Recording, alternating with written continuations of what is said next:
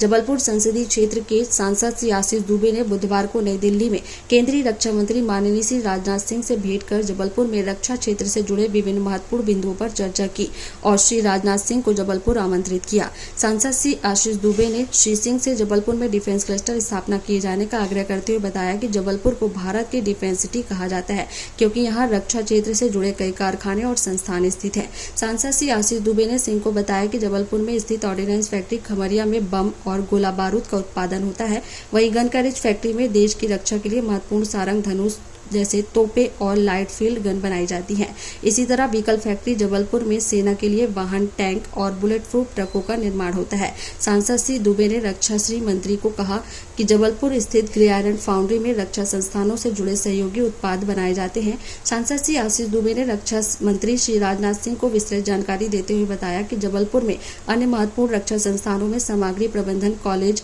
रक्षा मानकीकरण cell 506, army base workshop, college of maintenance management और केंद्रीय आयुध डिपो भी स्थित है। वहीं जबलपुर के निकट कटनी और इटारसी में आयुध निर्माणियां काम कर रही हैं, जिस कारण जबलपुर में डिफेंस क्लस्टर बनाया जाना पूरी तरह से उचित होगा। सांसद श्री दुबे ने रक्षा श्री मंत्री से जबलपुर में छावनी के निवासियों की सुविधा से जुड़े विभिन्न बिंदुओं पर भी चर्चा की और कहा कि कैंट के रहवासियों को भी पूरा लाभ मिले, इसका ध्यान रखा जाना चाहिए। सांसद श्री आशीष दुबे ने जबलपुर में स्थित रक्षा मंत्रालय के संस्थानों में कार्यरत अधिकारियों कर्मचारियों की विभिन्न समस्याओं जैसे निगमीकरण, डीम्ड डेप्यूटेशन, वर्कलोड, तैनाती को लेकर कथित अव्यवस्था आदि के बारे में भी विस्तृत चर्चा की। सांसद श्री आशीष दुबे ने कहा कि अगर जबलपुर में डिफेंस क्लस्टर स्थापना की जाती है तो इससे जबलपुर के विकास को गति मिलेगी, वहीं पूरे महाकौशल क्षेत्र के विभिन्न लाभ प्राप्त होंगे। सांसद श्री दुबे ने कहा कि यशस्वी प्रधानमंत्री श्री नरेंद्र मोदी के नेतृत्व में भारत सभी क्षेत्रों में आगे बढ़ रहा है और रक्षा क्षेत्र में भी भारत की यात्रा पूरी तरह आत्मनिर्भर होने के उद्देश्य पर आधारित है।